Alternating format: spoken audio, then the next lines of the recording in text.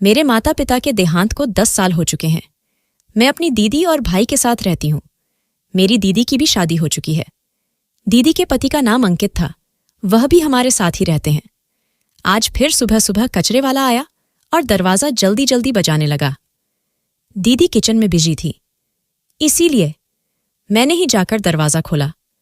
मुझे बहुत गुस्सा आ रहा था कि इस कूड़े वाले को इतनी भी क्या जल्दी है कि यह बेल बजाए जा रहा है। लेकिन मैंने गुस्से के बजाय प्यार से उससे पूछा, क्या बात है कचरे वाले, क्या आपकी ट्रेन छूटी जा रही है जो आप इतनी जल्दी में हो? मैंने कचरे वाले की जल्दबाजी देख ली थी तो वह कहने लगा, मैडम ऐसा ही समझ लो। वह एकदम कचरे के डिब्बों की तरफ बढ़ा और उन डिब्बों में हाथ डालकर कुछ देखने लगा। फिर वही कूड़े का डिब्बा जो रात को दीदी के हाथ में था। वह कचरे वाला उस डिब्बे की तरफ देखकर खुश हो गया और एकदम से वह डिब्बा उठाकर बाहर चला गया। मैं वहीं खड़ी उसका इंतजार कर रही थी ताकि वो कचरा खाली कर दे तो मैं डस्टबिन अंदर स्खदू और दरवाज़ा बंद कर दूं। मगर मेरी हैरत की इंतहा ही नहीं रही जब कचरे वाले ने एक कचरे का डब्बा कचरे की थैली में डालने के बजाय अलग से एक थैले में डाल दिया। और उस दौरान वह कचरे वाला बहुत ही ज्यादा खुश लग रहा था। ऐसे लग रहा था जैसे कोई खजाना उस कचरे वाले के हाथ लग गया हो। यह सब देखकर मुझे थोड़ी हैरत हुई। खैर मैं खाली कचरे का डब्बा उठाकर अंदर आ गई और मैंने दरवाज़ा बंद कर दिया। मैं अभी कचरे वाले के बारे में ही सोच रही थी कि आज जीजू को घर पर आना था और मुझे समझ में नहीं आ रहा था कि जीजू के आने का सुनकर दीदी का मूड क्यों खराब हो जाता था। दीदी आज भी 2 दिन के मेले कपड़े पहने हुए, बाल बिखेरे हुए, उलझी उलझी परेशान नजर आ रही थी। मुझे अपनी दीदी के इस बर्ताव पर बहुत हैरत हो रही थी। दीदी अपनी ऐसी हालत तब बनाती थी जब जीजू के आने का पता चलता था या जीजू घर आ जाते थे। इस बात को लेकर दिल ही दिल में मुझे अपनी दीदी से बहुत सारी शिकायतें होने लगी थीं, लेकिन मैं चुप रही। जीजू के आने पर मेरी दीदी को तो खुश होना चाहिए था, मगर दीदी तो सड़ी सी सूरत बनाकर पूरे घर में घूम रही थी। दीदी ना जीजू के साथ बैठती थी और ना ही उनसे ज्यादा बात करती थी। जब जीजू किसी बात के लिए दीदी को आवाज देते या उनसे कुछ पूछते थे तो दीदी जीजू को जवाब तक देना गवारा नहीं करती थी। वह जीजू से बहुत ज्यादा कटी कटी और नाराज रहती थी। यह सब कुछ देखकर मैं बहुत परेशान होने लगी थी। पहले मेरे पास यह सब कुछ नोटिस करने का समय नहीं था। मैं अपनी पढ़ाई के सिलसिले में हॉस्टल में रहती थी। मैं दूसरे शहर में पढ़ती थी, इसीलिए हॉस्टल में रहना पड़ता था। मगर जैसे ही मेरी छुट्टियां होती मैं वापस अपने दीदी और जीजू के पास आ जाती थी। अब जब छुट्टियों पर मैं घर वापस आई हुई थी और अब मैं अपने पेपर देकर बिल्कुल फ्री थी तो हर चीज नोट कर रही थी, क्योंकि अब मेरे पास कोई काम नहीं था। फुर्सत ही फुर्सत थी। मगर यहां आकर दीदी के बर्ताव ने मुझे बहुत ही हैरान किया था। दीदी जीजू के घर आते ही अजीब अजीब हरकतें करती। ऐसा लगता था जैसे दीदी अब भी खुद को जवान समझती हैं। जीजू के घर आते ही उनके रंग ढंग एकदम से बदल जाते थे। मुझे तो यहाँ सब कुछ बहुत अजीब अजीब लग रहा था। जबकि जीजू पूरे 15 दिन बाद घर आते तो दीदी को तभी रात में ही कमरे की सफाई याद आ जाती और वह कचरे वाली बास्केट अपने साथ कमरे में ले जाती थी। हैरत और चौंका देने वाली बात यह थी कि दीदी को रात के समय ही सफाई की याद आती थी, वह भी तब जब जीजू घर पर ही होते थे। और आज जब दीदी सफाई करके वापस वह बास्केट रखकर अंदर चली गई तो इस कचरे की बास्केट को देखकर मुझे सुबह वाला किस्सा याद आ गया। कैसे वो कचरे वाला इतनी जल्दी में लग रहा था और आते ही कचरे की इसी बास्केट की तरफ बढ़ा था और मुझे उसका इस वाले डिब्बे को अलग से खाली करना याद आ गया। अगले दिन फिर से जब मैं कचरे वाले को कचरा देने गई तो आज फिर वैसा ही हुआ जैसे कल हुआ था। आज भी वह कचरे वाला बहुत जल्दी में लग रहा था। वह अंदर आकर खुद ही कचरे के डिब्बे उठाता था। इसीलिए मैं देख नहीं सकी कि इस डिब्बे में ऐसा क्या था जो वो इतना खुश होता था। इतना तो मैं समझ गई थी कि दीदी जब जब कमरे की सफाई करती है तो यही रेड वाला कचरे का डिब्बा अपने कमरे में लेकर जाती है और सुबह कचरे वाला आकर इसी डिब्बे को उठा लेता है। लेकिन मुझे यह समझ में नहीं आ रहा था कि आखिर इस डिब्बे में ऐसा क्या था जो कचरे वाला इतना खुश हो जाता था। अब मैंने सोच लिया था कि कल कचरे वाले को कचरा देने से पहले मैं जरूर देखूंगी इस डिब्बे में आखिर ऐसा क्या है। लेकिन अगले दिन ऐसा करने की नौबत ही नहीं आई, क्योंकि आज जीजू को वापस जाना था। जीजू वापस चले गए। जीजू के जाते ही दीदी फिर से अपनी नॉर्मल रूटीन पर वापस आ गई। अब वह बहुत ज्यादा रिलैक्स लग रही थी। नहा धोकर साफ सुथरी और निखरी निखरी लग रही थी। वह मेले कपड़े भी उन्होंने बदल दिए थे। यह देखकर मुझे बहुत ताज्जुब हुआ, जो काम उन्हें जीजू के आने पर करना चाहिए था। वह काम उन्होंने चीजों के जाने के बाद किया था, लेकिन मैंने दीदी से इस बारे में कोई सवाल नहीं किया और मैं खामोश रही। आज कचरे वाला आया और आते ही मुझसे पूछने लगा, मैडम आपके जीजू चले गए क्या? मैंने उसे कोई जवाब नहीं दिया, सिर्फ अपना सर हाँ में हिला दिया। मुझे यह कचरे वाला भी बहुत अजीब और सरफिरा लग रहा था। मैंने जल्दी से दरवाज़ा बंद कर दिया, क्योंकि आज के समय में लोगों का कोई भरोसा नहीं है।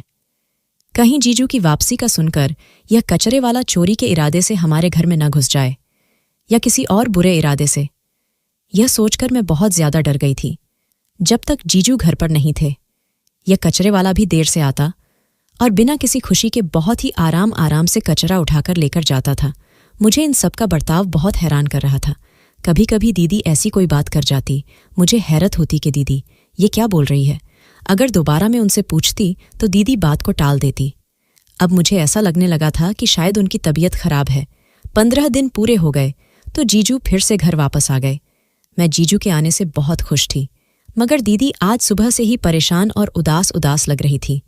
जीजू के आने से दीदी को बिल्कुल भी खुशी नहीं होती थी, और यह बात देखकर मुझे बहुत बुरा लगता था।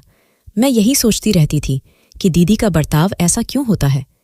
वह हमारे जीजू थे, सारा दिन घर से बाहर जाकर हमारे लिए मेहनत करते हैं। शहर से दूर अकेले रहकर भी उन्हें हमारी ही फिक्र रहती थी। हमें थोड़ी सी भी कोई प्रॉब्लम होती तो वह भागे भागे हमारे लिए आते थे। मुझे अपनी जीजू से बहुत मोहब्बत थी। घर में सिर्फ दीदी, मैं और मेरा छोटा भाई रहते थे। जीजू दूसरे शहर में रहते थे। शुरू से तो दीदी ऐसी नहीं थी, मगर अब ना जाने दीदी को क्या हो गया था। फिर मैंने सोचा, हो सकता है दीदी और जीजू के बीच में कोई नाराजगी चल रही हो और दीदी जीजू से नाराज हो। आज भी मैंने दीदी को अपने कमरे में सफाई के इरादे से कचरे की बास्केट ले जाते देखा तो मेरे दिमाग में बहुत सारे सवाल आने लगे। सुबह जब कचरे वाला कचरा लेने आया और मैं कचरे वाले को कचरा देने के लिए गई तो मैं यह देखकर बेहोश होते होते बची। मेरा सर बुरी तरह से चकरा गया था। मैंने दीवार के सहारे से खुद को गिरने से बचाया। मैं यह सब कुछ क्या देख रही थी? मुझे अपनी आंखों पर विश्वास नहीं हो रहा था और मैंने दिल ही दिल में सोचा, क्या यह सब कुछ दीदी ने इस कचरे के डिब्बे में डाला है? अगर यह सब कुछ सच था तो यह बहुत ही अजीब सच था। दीदी की दिमागी हालत तो ठीक थी। कोई भी इंसान अपने होशो हवास में ऐसा कैसे कर सकता है? आखिर मेरी दीदी ऐसा क्यों कर रही थी? मुझे बहुत ज्यादा हैरत हुई। मुझे अपनी आंखों पर यकीन नहीं आ रहा था। तभी कचरे वाला आगे आता हुआ दिखाई दिया, लेकिन मैंने कचरे के डिब्बे से वह चीजें निकाल ली। वह कचरे वाला खुशी खुशी आगे बढ़ रहा था। मुझे उसकी खुशी फुटी आंख नहीं भा रही थी।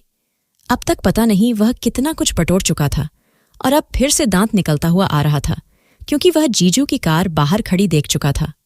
जब मैंने उसे कचरे के डिब्बे दिए, उसने उनमें कुछ तलाशना शुरू कर दिया। जब उसे कुछ नहीं मिला तो उदास होकर चला गया। मेरे तन बदन में आग लगी हुई थी। मैंने खुद से ही बात करना शुरू कर दिया और कहने लगी कि मैं जीजू और भाई से कहकर इस कचरे वाले को सबक सिखाती हूँ। फिर मैं गुस्से से अंदर आ गई। अब मैं दीदी के पास जा रही थी। मुझे दीदी से अपने बहुत सारे सवालों के जवाब लेने थे, लेकिन अंदर जाकर मेरा सामना जीजू से हो गया। उन्होंने मुझे अपने साथ बैठा लिया। क्या बात है?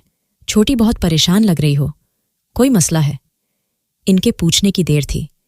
मैंने गुस्से में बोलना शुरू कर दिया। जीजू, मुझे दीदी से शिकायत है। वैसे तो बहुत खुश रहती है, पर जैसे ही आप आ जाते हैं उनका मूड खराब हो जाता है, चिड़चिड़ी हो जाती है, खोई खोई रहती है। मुझे ऐसा लगता है जैसे दीदी आपके आने से बिल्कुल भी खुश नहीं होती है। मुझे बहुत दुख होता है। आपने भी तो ये सब कुछ फील किया होगा। मैं एक ही सांस में सब कुछ बोल पड़ी।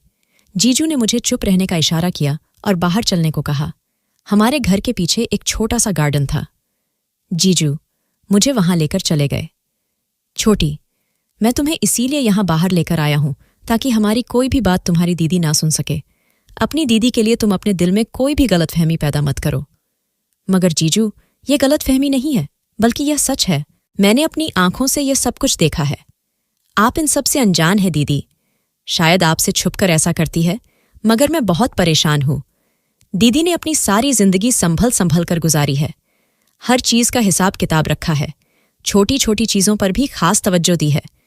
अब वह अपनी उम्र के इस हिस्से में आकर ऐसी अजीब अजीब हरकतें क्यों करने लगी है? जीजू ने कहा, तुम्हारी दीदी अपने बस में नहीं है। कुछ समय से वह ज़हनी तनाव का शिकार है। जीजू की बात पर मैं गुस्सा हो गई और मैं उनसे कहने लगी कि जीजू, आप दीदी की साइड मत ले। आप इतने कमजोर कब से हो गए हैं कि गलत बात पर उनकी तरफदारी कर रहे हैं? आखिर ऐसी क्या बात है जो आप इतने मजबूर हो गए हैं और दीदी की गलती पर पर्दा डाल रहे हैं? छोटी, मैं कोई गलती पर पर्दा नहीं डाल रहा और ना ही मैं उसकी साइड ले रहा हूं। तुम एक बार ध्यान से मेरी बात सुन लो, फिर तुम्हारी सारी शिकायतें दूर हो जाएगी। मगर जीजू, आप यह सब कुछ देखें। आज सुबह जब मैं कचरे वाले को कचरा देने लगी तो मैंने कचरे की बास्केट में यह सब देखा। मैं हैरान रह गई। रात को दीदी अपने कमरे की सफाई के बहाने से कचरे का यह वाला बास्केट अंदर ले जाती है और इस बास्केट में ऐसी चीजें डाल देती और पता नहीं कब से यह सब कुछ कर रही है। कचरे वाले की तो ऐश हो रही है। मेरी दीदी इतनी लापरवाह तो कभी भी नहीं थी।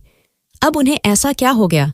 कचरे की बास्केट में तो दीदी अपने पैसे, आपके लाए हुए महंगे महंगे गिफ्ट डाल देती है आपकी, और दीदी की शादी की फोटो 2 टुकड़े में फटी हुई कचरे के डिब्बे में पड़ी हुई थी। कल ही तो यह महंगा वाला सेट आप दीदी के लिए लाए थे। क्या हो गया है दीदी को? आखिर दीदी ऐसा क्यों कर रही है? मुझे कुछ भी समझ में नहीं आ रहा। मैं अपना सर पकड़कर बैठ गई। अगर आप कुछ जानते हैं तो प्लीज मुझे बताएं, मेरी परेशानी दूर करें।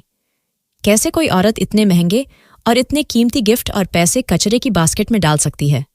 जीजू ने कहा, छोटी, आज मैं तुम्हें सब कुछ सच सच बताता हूँ। तुम्हारी दीदी इस समय एक दिमागी बीमारी से गुजर रही है। तुमने डबल पर्सनैलिटी डिसऑर्डर का नाम तो सुना होगा और पढ़ा भी होगा, क्योंकि तुम साइकोलॉजी के स्टूडेंट हो। तुम्हारी दीदी मल्टीपल पर्सनैलिटी डिसऑर्डर का शिकार है, जिसमें इंसान खुद को अलग अलग रूप में ढाल लेता है। वह एक ही समय में अपने कई रूप जीता है। इस बीमारी में मरीज खुद को अलग अलग रूप देकर अलग अलग इंसान समझने लगता है। कुछ मरीज तो बहुत सारे पर्सनैलिटी का शिकार होते हैं, मगर तुम्हारी दीदी वैसे तो सारा टाइम अपनी ही रूप में रहती है और जीती है, मगर जैसे ही मैं आता हूं वो खुद को एक अलग इंसान समझने लगती है। इस फेस में वह खुद को जवान समझती है और मुझसे नफरत करती है। मुझे पसंद नहीं करती है। वह हर तरीके से मुझसे नफरत का इजहार करती है। मेरी नफरत उसके दिमाग में इस कदर हावी हो जाती है कि मेरे दिए गए पैसे, मेरे लाए गए गिफ्ट तक फेंक देती है। उन्हें इस्तेमाल भी नहीं करती है। जब तक मैं घर में रहता हूं, पूरा हफ्ता तुम्हारी दीदी किसी और रूप में रहती है।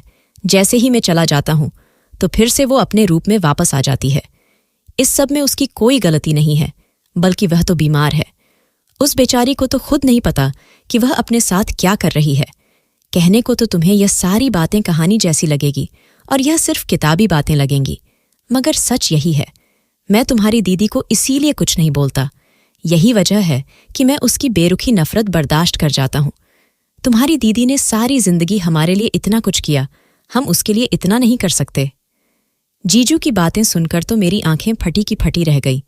मुझे यकीन नहीं आ रहा था कि सच में जो मैं अब तक पढ़ती आ रही थी, ऐसा सच में भी होता है, बल्कि कहीं और नहीं। इसकी जीती जागती मिसाल मेरी आंखों के सामने है, वह भी मेरी जान से प्यारी बहन के रूप में। मुझे बहुत ज्यादा हैरत हुई। अब तक मैं शौक में वही जमी बैठी थी। मुझसे कुछ नहीं बोला जा रहा था। लेकिन जीजू ऐसे कैसे हो सकता है? दीदी तो बिल्कुल ठीक थी, और अब अचानक ऐसा कैसे हो गया? और आपने अभी तक मुझे कुछ नहीं बताया, मुझसे सब कुछ छुपा कर रखा। दीदी कब से इस बीमारी से गुजर रही है? मैं इतनी बेखबर और अनजान रही कि मुझे कुछ पता ही नहीं था कि मेरे घर में क्या हो रहा है। आपने मुझे भी नहीं बताया। मुझे बहुत मायूसी हुई है और बहुत दुख हुआ है। मैं अब तक अपनी दीदी को गलत समझ रही थी। दिल ही दिल में उनसे इतनी शिकायतें लिए बैठी थी, बल्कि अब तो मैं उनसे झगड़ा करने जा रही थी। मगर भला हो आपका कि आपने मुझे रोक लिया और मैं दीदी के पास नहीं जा सकी। छोटी, तुम दूर थी और अपनी पढ़ाई में बिजी थी। मैं तुम्हें डिस्टर्ब करना नहीं चाहता था, ताकि तुम्हारा ध्यान पढ़ाई पर ही रहे। तुम्हारे भाई को सब मालूम था, वह सब जानता है, क्योंकि वो और तुम्हारी दीदी घर में अकेले रहते हैं। इसीलिए शुभम को मैंने सब बता दिया था, क्योंकि अगर मेरे पीठ पीछे यहां पर कुछ हो जाता तो शुभम मुझे फोन करके सब कुछ बता देता और मैं फौरन ही वापस आ जाता। लेकिन भगवान का शुक्र है कि तुम्हारी दीदी की तबीयत वैसे तो बिल्कुल ठीक रहती है, मगर मुझे देखकर वह अपनी दूसरी पर्सनैलिटी में वापस आ जाती है। जीजू ने ठंडी आह भरी जीजू की बातें सुनकर मेरे दिमाग में बहुत से सवाल आने लगे। मगर जीजू, जहां तक मैंने पढ़ा है तो ऐसे मरीजों का कोई ना कोई कनेक्शन पास्ट से जुड़ा होता है। उनके बचपन में या फिर जवानी में कोई ऐसा हादसा हुआ होता है जिसकी वजह से वह आगे उम्र के किसी न किसी हिस्से में वो इस बीमारी का शिकार हो जाते हैं। और दीदी की आपसे नफरत और रूखापन इस बात की निशानी है कि आपके और दीदी के बीच में कोई ना कोई ऐसी बात जरूर हुई होगी जिसकी वजह से दीदी जब भी आपको देखती है उन्हें अपना पास्ट याद आ जाता है और वह खुद को कई साल पीछे ले जाती है, जब वह जवान थी और आप दोनों की नई नई शादी हुई थी। क्या शादी के बाद शुरू के दिनों में दीदी आपसे खुश नहीं रहती थी? क्या कभी ऐसी कोई बात हुई थी आपके और दीदी के बीच में जिसकी वजह से दीदी का बर्ताव आपके साथ इतना सख्त हो गया? मैं अपने जीजू से काफी फ्री थी, इसीलिए बेझिझक उनसे हर बात शेयर कर जाती थी और जीजू भी मेरी किसी बात का बुरा नहीं मानते थे। हम जीजा साली की बहुत अच्छी दोस्ती थी। हम दोस्तों की तरह हर बात एक दूसरे से शेयर करते थे, इसीलिए मैं बेझिझक जीजू से हर बात पूछ रही थी। मुझे ऐसा तो नहीं लग रहा था मेरे जीजू जैसे इंसान भी कभी किसी को कोई तकलीफ दे सकते हैं या उन्होंने मेरी दीदी को कोई तकलीफ दी होगी। मगर आज मैं अपने दिल और दिमाग में आए हुए सारे सवालों के जवाब जीजू से लेना चाहती थी। हाँ बेटा, ऐसा ही समझ लो।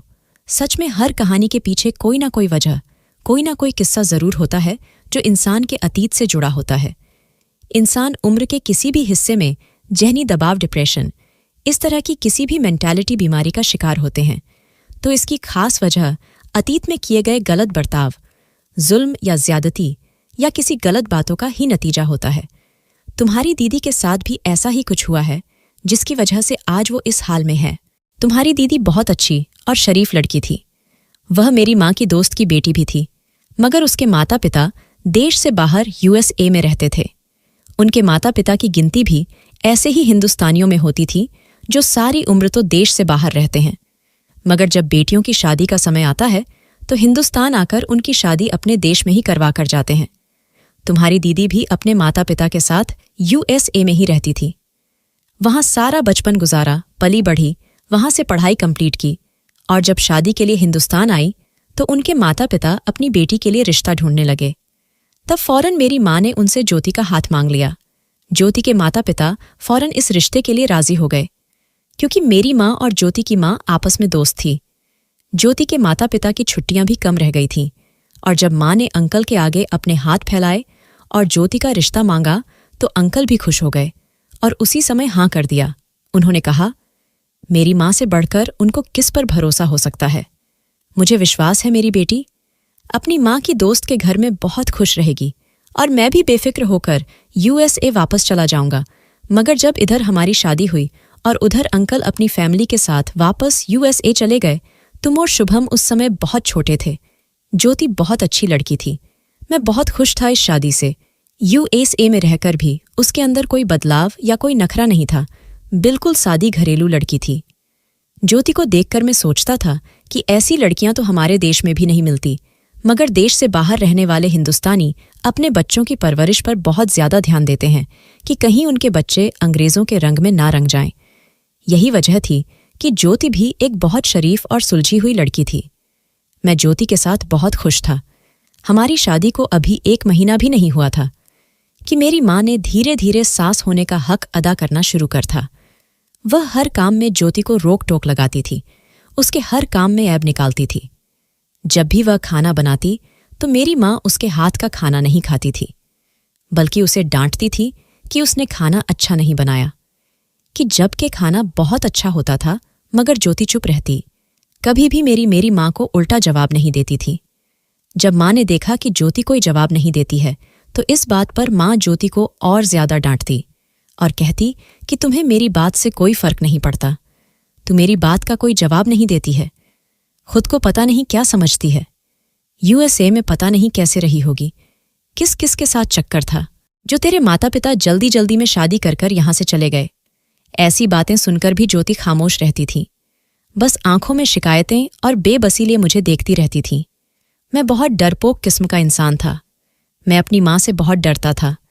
उनके आगे छू भी नहीं करता था, चाहे वह सही बात कह रही हो या फिर गलत। मैं अपनी माँ के सामने गूंगा और बहरा बना बैठा रहता। अपनी पत्नी की तरफ से बोल भी नहीं पाता था। कमरे में आकर मैं ज्योति से माफी मांगता और अपने डर को माँ की इज्जत का नाम देकर उस पर पर्दा डालता था। ज्योति शुरू शुरू में मुझसे बहुत नाराज होती थी। कमरे के अंदर घुट घुट कर रोती रहती थी और बोलती थी, मुझे आंटी की किसी बात से इतनी तकलीफ नहीं होती जितना इस बात से होती है कि वह मेरे चरित्र पर इल्जाम लगाती हैं। मैं उसे समझाता था कि छोटी छोटी बातों को दिल पर मत लो। तब वह अपनी बड़ी बड़ी आंखों से हजारों शिकवे गिले अपनी आंखों में लिए मुझसे पूछती, जीतू, यह छोटी बात है, आपके लिए यह छोटी बात होगी, मगर मेरे लिए बहुत बड़ी बात है। मैं किसी को भी इस बात की इजाजत नहीं देती तो वह मेरे चरित्र पर उंगली उठाए, मगर मैं बेबस हूं, आपकी वजह से चुप हूं, मगर आपको भी अपनी मां को समझाना चाहिए। उस समय में ज्योति की बात समझने के बजाय उल्टा उस पर गुस्सा हो गया। मैंने उससे कहा, ठीक है, फिर मुझे डिवोर्स देकर वापस चली जाओ अपने माता पिता के पास। जीतू में उनके घर चली जाती। मैं ऐसा जरूर करती, मगर इसलिए चुप हूं कि मेरा ऐसा करने से मेरे माता पिता की परवरिश पर उंगली उठेगी। लोग कहेंगे देश से बाहर रहती थी, लड़की के चाल चलन अच्छे नहीं थे, आज़ादी की जिंदगी गुजारती थी, शादी के नाम पर इस घर में नहीं रह पाई, अपनी सास और पति से नहीं बना पाई, इसीलिए तलाक देकर चली गई। देश से बाहर रहने वाली लड़कियां शादी नहीं निभा पाती और मैं लोगों को ऐसा मौका नहीं देना चाहती कि कोई मेरे बारे में ऐसी बातें करें या कोई मेरे माता पिता की परवरिश पर उंगली उठाएं। सिर्फ इसीलिए यह जहर का घूंट पी रही हूं। मेरी माँ का बर्ताव दिन ब दिन और ज्यादा खराब होता जा रहा था। अब मैं भी माँ के इस बर्ताव से बहुत ज्यादा तंग आ गया था। ज्योति कभी भी कुछ नहीं बोलती थी, ना वह कभी झगड़े की शुरुआत करती थी, ना उसने कभी पलट कर जवाब दिया। फिर भी पता नहीं क्यों माँ के दिल में उसके खिलाफ कैसा शक था जो उन्होंने ज्योति की जिंदगी नर्क बनाकर रख दी थी। इसी बीच मेरा ट्रांसफर दूसरे शहर में हो गया तो मैंने भगवान का शुक्र अदा किया और सोचने लगा कि अब ज्योति को अपने साथ लेकर चला जाऊंगा। वहां हम अब दोनों आजाद हो जाएंगे। ज्योति को भी माँ की बातों से छुटकारा मिल जाएगा, क्योंकि माँ तो अपना घर कभी नहीं छोड़कर जाएंगी, क्योंकि इस घर में पिताजी की यादें थीं और इस घर से माँ को बहुत ज्यादा लगाव था। मगर मैं इस बार भी गलत था। माँ ने अपना घर खुद तो नहीं छोड़ा और ना ही ज्योति को मेरे साथ जाने दिया। कहने लगी कि तुम छुट्टियों में आते जाते रहना, ज्योति कहीं नहीं जाएगी, यही मेरे साथ ही रहेगी। तुम तो काम पर चले जाओगे, तुम्हारे पीछे यह घर में अकेली होगी। पता नहीं कैसे कैसे लोग रहते हैं इस दुनिया में। और तुम्हारी पत्नी तो वैसे भी खुले हुए माहौल में पली बढ़ी है। आज के दौर में किसी का कोई भरोसा नहीं है। इधर पति घर से बाहर निकला, उधर पत्नियां अपने यार को बुला लेती है। मुझे माँ की इस बात पर बहुत ज्यादा गुस्सा आया। माँ प्लीज, आप कुछ सोच समझ कर बोला करें, ज्योति मेरी पत्नी है। मैं बिल्कुल भी बर्दाश्त नहीं करूंगा कि कोई इसके बारे में ऐसी बातें करें या इसके ऊपर गलत इल्जाम लगाए। पहली बार मैंने हिम्मत करके माँ को जवाब दिया, मगर उसका नतीजा बहुत बुरा हुआ। इसके बाद माँ ने मुझे जो सुनाई वह सुनाई, मगर ज्योति के साथ उनका बर्ताव और ज्यादा बुरा हो गया था। ज्योति की आंखें आंसू से भरी हुई थीं। मैंने माँ को बहुत समझाने की कोशिश की, मगर वह अपनी जिद की पक्की थी। इस तरह मैं तुम्हारी दीदी को अपनी माँ के साथ अकेला छोड़कर यहाँ दूसरे शहर में आ गया। मैं भी घर के हालात से बहुत ज्यादा तंग आ गया था। जब मैं घर में होता तो माँ ज्योति की शिकायतें करनी शुरू कर देती। कमरे में जाता तो ज्योति रोने वाली शक्ल बनाकर बैठी रहती थी। अब मैंने परेशान होकर उन दोनों को उनके हाल पर छोड़ दिया था और सोचता था कि अगली बार माँ को जबरदस्ती राजी करवा लूंगा कि ज्योति को मेरे साथ जाने दे। मगर जब मैं छुट्टियों में घर आ गया तो मुझे खुशखबरी मिली। माँ ने कहा, इस हाल में मैं कभी भी ज्योति को अकेले तुम्हारे साथ नहीं जाने दूंगी। अब ज्योति पूरे तरीके से माँ के रहमो क्रम पर आ गई थी और इस हालत में भी माँ ने उसे तंग करना बंद नहीं किया, बल्कि उसे इतना तंग किया।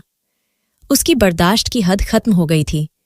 अब जब भी मैं घर वापस जाता तो ज्योति मुझसे कतराती थी, मेरे सामने नहीं आती थी, गंदे कपड़े पहनकर घूमती रहती थी, मुझसे बात नहीं करती थी। वह दिल ही दिल में मुझसे बहुत ज्यादा नाराज थी। एक दिन मैंने जबरदस्ती अपने साथ उसे रोक लिया और पूछा कि तुम क्यों मुझसे इतनी नाराज रहती हो। तब ज्योति बोली, इसलिए क्योंकि मैं आपसे सच में तंग आ गई हूं। अब मुझे आपसे नफरत सी होने लगी है। मेरा आपसे बात करने को दिल नहीं करता। आप जब अपनी पत्नी का साथ नहीं दे सकते, उसका सहारा नहीं बन सकते, उस पर इल्जाम लगाने वाले लोगों को रोक नहीं सकते, सही या गलत नहीं बता सकते, वह मर्द किस काम का? ऐसे कमजोर मर्द से शादी करने से अच्छा था कि मैं कुंवारी ही रहती और सारी जिंदगी अपने माता पिता की दहलीज पर ही बैठी रहती। यह उसके लिए बहुत ही मुश्किल दौर था जिससे ज्योति गुजर रही थी, और मैं अपनी गलती मानता हूं कि मैंने ज्योति का साथ नहीं दिया और उसे अकेला छोड़ दिया, और मेरी माँ ने उसे हर तरह से परेशान किया। वह एक बहुत मुश्किल दौर से गुजरी थी। वह माँ बनने वाली थी। इस समय मुझे उसका साथ देना चाहिए था, मगर मैं अपनी जॉब की वजह से घर से दूर था। घर में रहते हुए भी मैं अपनी माँ को रोक नहीं सकता था। जब हमारी संतान पैदा हुई तो ज्योति उस समय बहुत कमजोर हो गई थी, मगर अफसोस तब भी माँ को ज्योति पर तरस नहीं आया। माँ उस समय में भी उसे परेशान करती रही। माँ जब इस दुनिया से चली गई तब बहुत मुश्किलों से ज्योति कुछ बेहतर हुई। उसके माता पिता उससे बहुत दूर थे। फोन पर वो उनसे बात कर लेती थी, लेकिन वह इस बारे में उनसे कुछ नहीं कहती थी। विदेश में बैठे उसके माता पिता कहीं उसकी परेशानी सुनकर परेशान ना हो जाए और मैं अपनी जगह शर्मिंदा होकर रह जाता। माँ के जाने के बाद में ज्योति को अपने साथ इस शहर में ले आया, उसे प्यार दिया। तब धीरे धीरे वह नॉर्मल होती चली गई। सनी जब पैदा हुआ था उसे बहुत सी कॉम्प्लिकेशन का सामना करना पड़ा। डॉक्टर ने कहा कि अब वह दोबारा माँ नहीं बन सकती। फिर वह समय के साथ साथ बिल्कुल ठीक हो गई, मगर अब कुछ फिर से वह अजीब से बर्ताव करने लगी। मैं उसे डॉक्टर के पास ले गया तो डॉक्टर ने कहा कि आप इन्हें किसी साइकेट्रिस्ट के पास लेकर जाए। मुझे भी थोड़ा बहुत अजीब लगा, पर मैं ज्योति को समझा बुझाकर डॉक्टर के पास ले गया और डॉक्टर ने उससे सब कुछ पूछा, कुछ टेस्ट वगैरह करवाएं।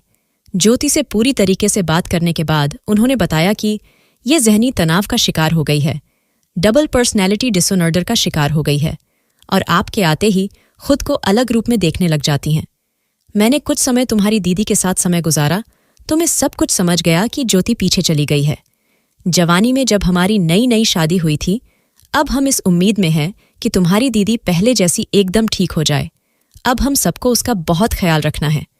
ज्योति ने हमारे लिए इतना कुछ किया, अब हमारी बारी है कि हम सब मिलकर ज्योति के लिए कुछ करें। इन सब में गलती मेरी ही है। मेरी वजह से ही वो इतनी तकलीफ से गुजरी थी। उसने अपना बुरा समय नहीं भूला, जो उसकी जिंदगी का सबसे बुरा समय गुजरा था। यही वजह थी कि उम्र के इस हिस्से में पहुंचकर फिर से वह पीछे चली गई और दूसरे रूप का शिकार हो गई। जीजू की बातें मुझे बहुत परेशान कर गई थीं। वह वक्त गुजर गया था, मगर दीदी अभी भी उस बुरे समय में अटक कर रह गई थी और उसी में जी रही थी। मगर अफसोस, मैं अपनी दीदी को इस तकलीफ से नहीं निकाल सकती थी जिस तकलीफ को उन्होंने दोबारा महसूस किया। मैं अपनी दीदी का बहुत ज्यादा ख्याल रखने लगी थी। अब मैं उनकी बहुत दिलजोई करती थी, उन्हें अच्छा समय याद दिलाती थी, उसी की बातें करती थी। जीजू के साथ गुजरी हुई हंसी मजाक का वक्त याद दिलाती थी। हम सब एक साथ बैठकर मस्ती मजाक करते थे ताकि वह अपने असली रूप में वापस आ सके। हम सब मिलकर अपनी तरफ से पूरी कोशिश कर रहे हैं और भगवान से प्रार्थना कर रहे हैं कि मेरी माँ जैसी दीदी जल्दी से ठीक हो जा। दोस्तों, वीडियो कैसा लगा कमेंट करके ज़रूर बताना। वीडियो को लाइक और चैनल सब्सक्राइब कर देना।